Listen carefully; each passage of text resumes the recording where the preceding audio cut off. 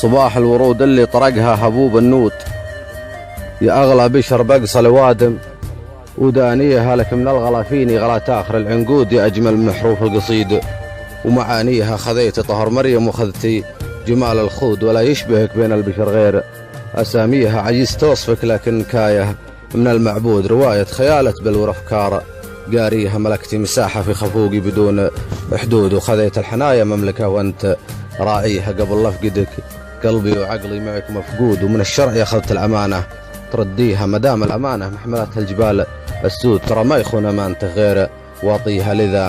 لذا لا تخليني وباقي العمر محدود، ترى ساعة الأفراح تسبق ثوانيها. وربي لو مخشى من العيب والمنقود، لجيلك بدارك والملاء ما علي فيها. ولكني أحسب موقف النقص قبل الزود، ونفسي على طرق النزيهة مجريها. حفظتك بقلبي لين يصبح نصيب الدود، ولا انساك لين الروح تصعد البريه.